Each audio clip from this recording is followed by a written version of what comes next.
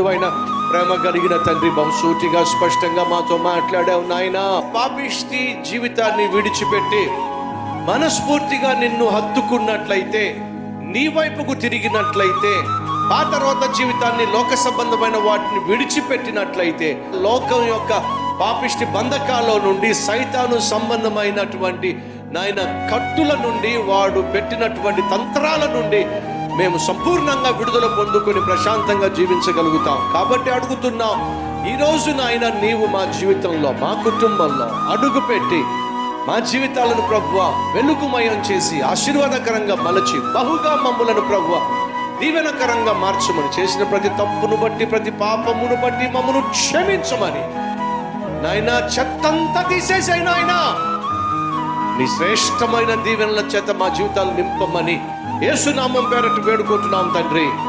ఆమేన్.